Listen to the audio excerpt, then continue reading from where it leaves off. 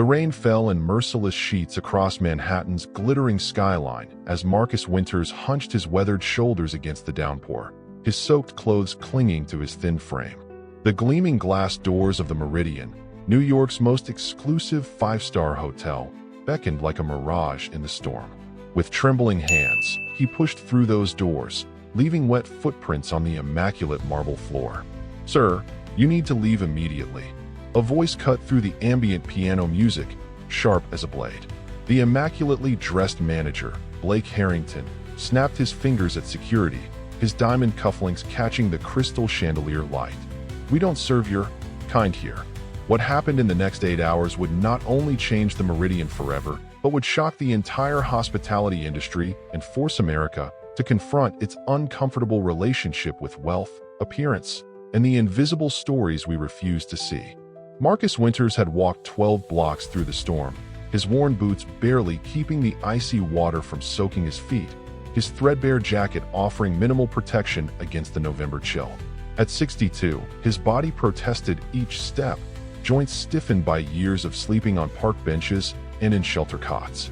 But today was different. Today, he had somewhere important to be.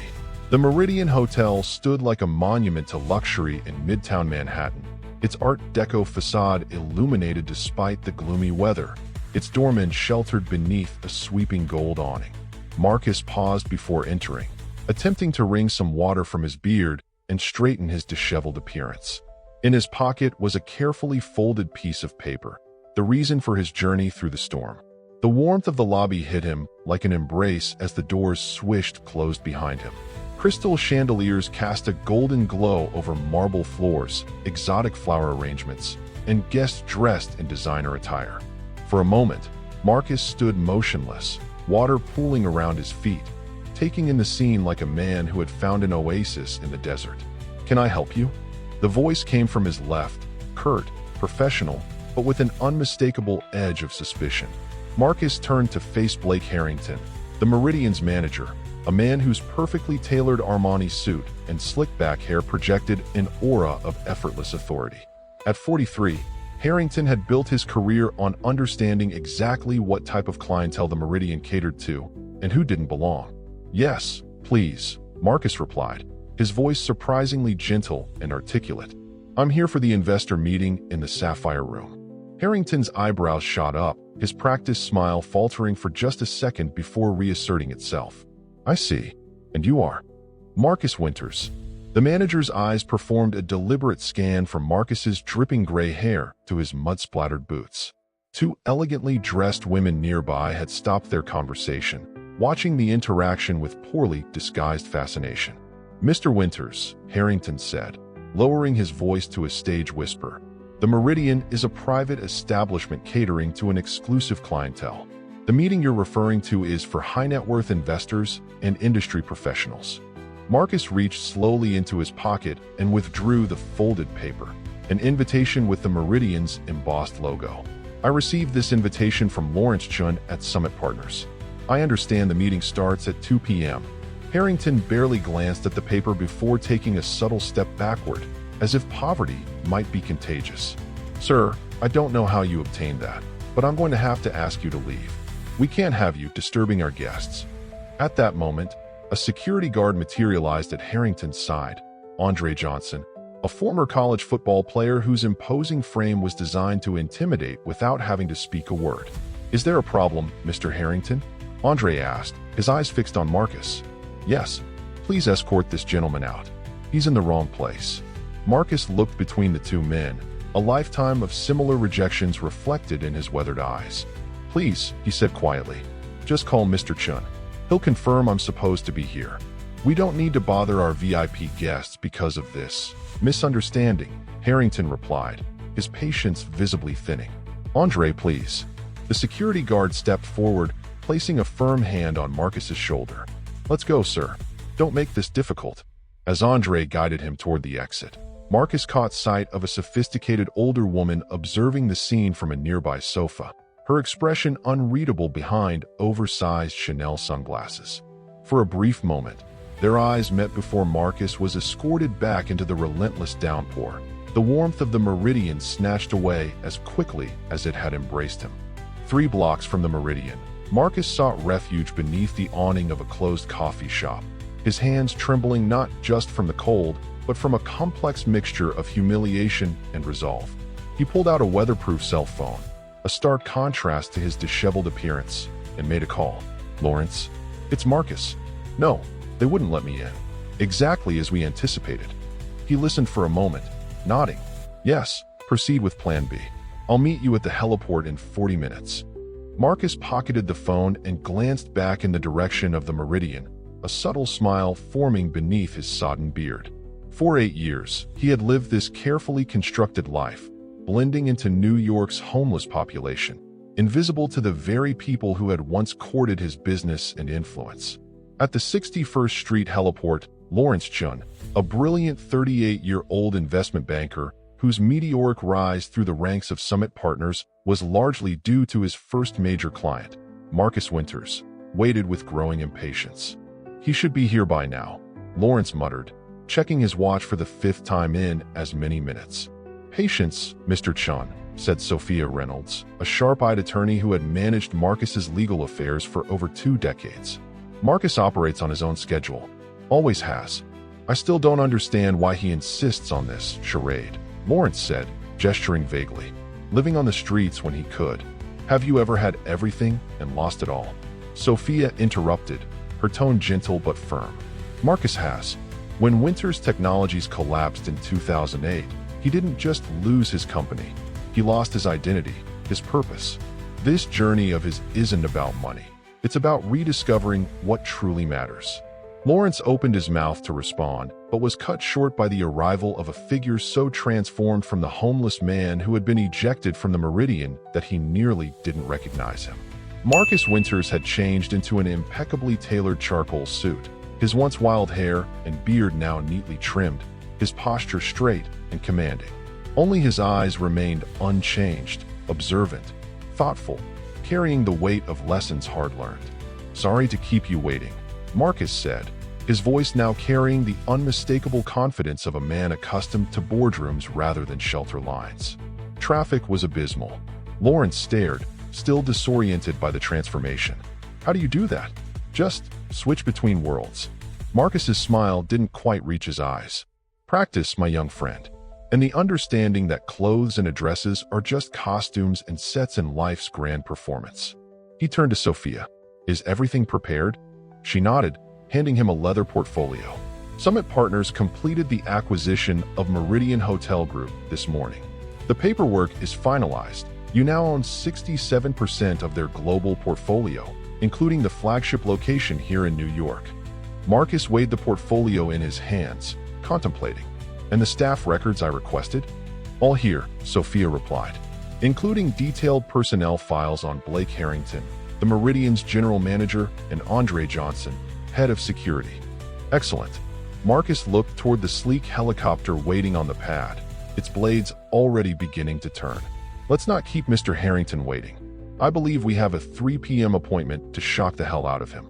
As they boarded the helicopter, Lawrence leaned close to Marcus. "Are you sure about this approach? We could handle this more discreetly." Marcus fastened his seatbelt, looking out at the Manhattan skyline. 8 years ago, I became invisible to people like Blake Harrington.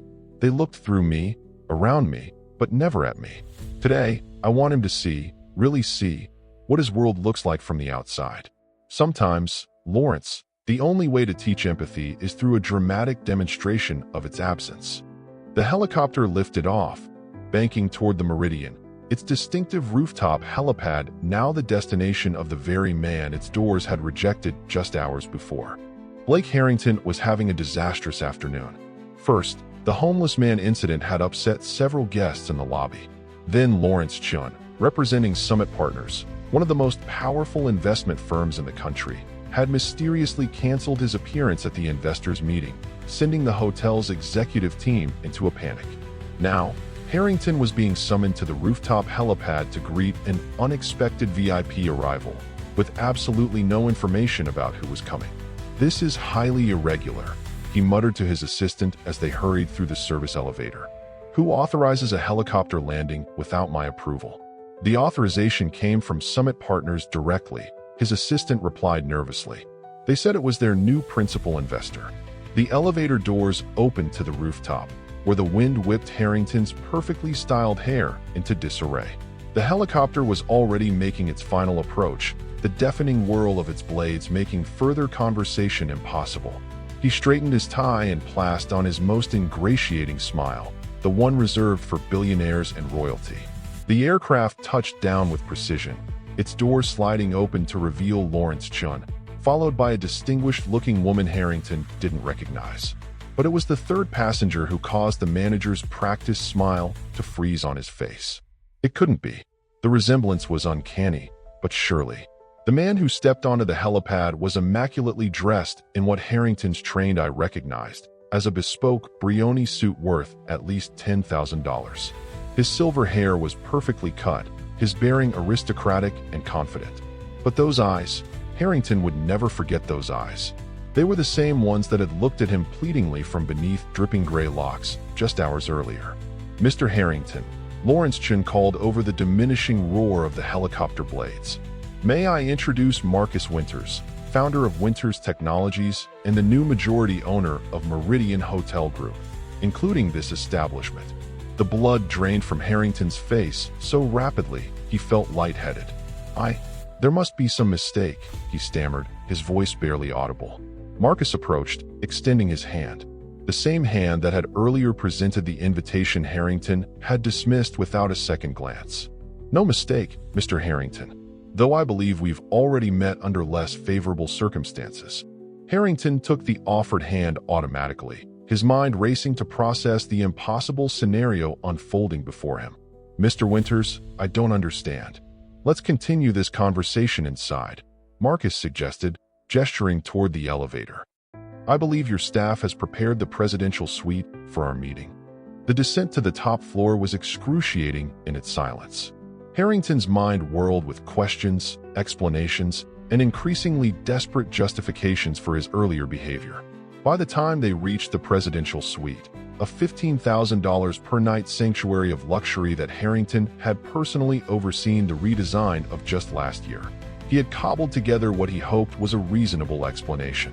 "Mr. Winters," he began as they settled into the suite's opulent sitting area, "I must apologize for the misunderstanding earlier. Our security protocols are designed to protect our distinguished guests, and without proper identification."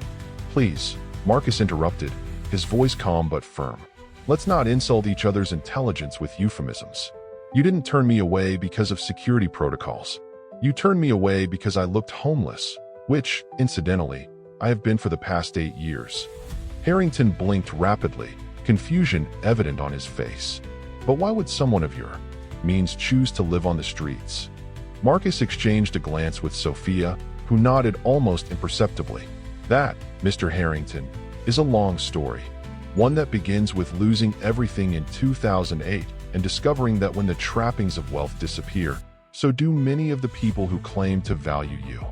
After my company collapsed, I experienced a profound depression," Marcus explained, settling into one of the suite's plush armchairs with the ease of someone accustomed to both extreme luxury and its complete absence. "I wandered for months, eventually finding myself among New York's homeless population, not by financial necessity, as I had managed to protect some assets, but by a kind of existential gravity." Blake Harrington shifted uncomfortably, his eyes darting between Marcus and the other executives in the room. Andre Johnson, the security guard from earlier, had been summoned to the meeting and stood rigidly by the door, his professional composure cracking under the weight of the situation. "What I discovered living on the streets changed me fundamentally," Marcus continued. "I became invisible. The same people who had once laughed at my jokes at charity galas now stepped around me on the sidewalk. I was no longer a person. I was an inconvenience, a blemish on the urban landscape." Lawrence Chun opened a sleek laptop, turning the screen toward Harrington. "While living this dual life, Marcus continued to make investments through our firm. 3 years ago, he became interested in the hospitality industry, particularly establishments that marketed themselves on exclusivity." The screen displayed a series of acquisition reports. Marcus had systematically purchased controlling interests in hotels, restaurants, and clubs known for their strict door policies and cultivated elitism. Each one, Sophia explained, has undergone significant cultural transformations under his ownership. The Meridian is his 15th acquisition and potentially his most challenging. Harrington's face had grown increasingly pale. Mr. Winters, if this is about what happened in the lobby, I can assure you, it's about much more than that, Marcus interjected gently. The Meridian isn't unique in its treatment of those deemed undesirable. What makes today significant is that you now have the rare opportunity to experience both sides of that dynamic within the span of hours. Andre Johnson, who had remained silent until now, suddenly spoke. Sir, for what it's worth, I was just doing my job. The protocols state.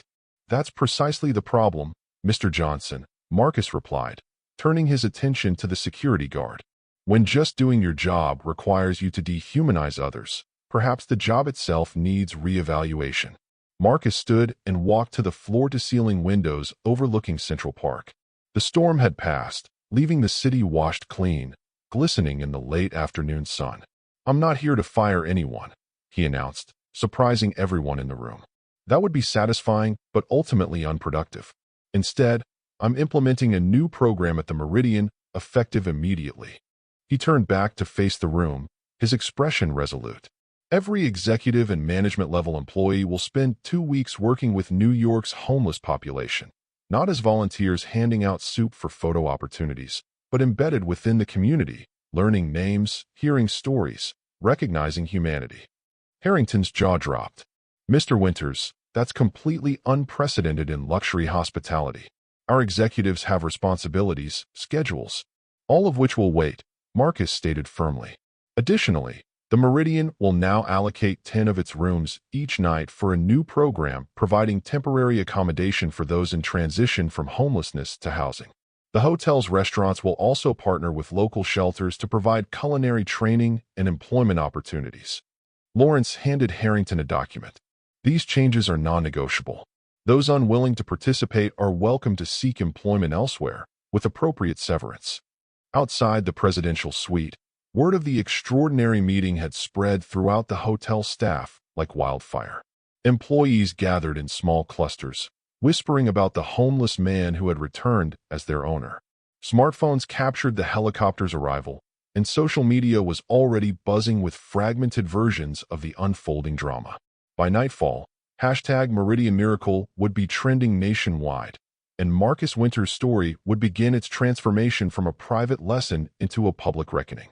6 months after what became known as the Meridian Transformation, Marcus Winters stood addressing a hospitality industry conference, his dual identity now a matter of public knowledge and considerable fascination. The true measure of a society isn't how it treats its most privileged members, he told the audience of hotel executives and industry leaders. It's how it treats those deemed to have no value. In the hospitality business, we've perfected the art of making wealthy people feel special, but we've failed at the more fundamental task of recognizing the inherent dignity in every human being who walks through our doors.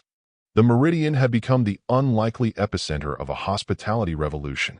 Its transition program had already helped 178 people move from homelessness to stable housing and employment. Blake Harrington, who had chosen to remain with the company, had become an unexpected advocate after his 2-week immersion experience profoundly altered his perspective. We don't have to choose between luxury and humanity, Marcus concluded. The most exclusive experience we can offer isn't access to material extravagance.